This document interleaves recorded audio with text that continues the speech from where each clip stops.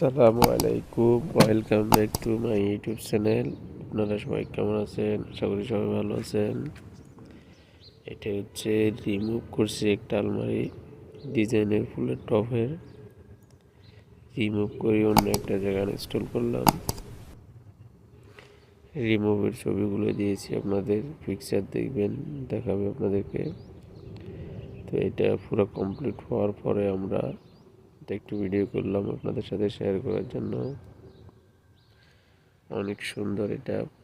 যে নিচেরটা হচ্ছে এমডিএফ এর একটা টেবিল, উপরে যেগুলো একটু থাক দেখতেছেন ওগুলো হচ্ছে এসএস।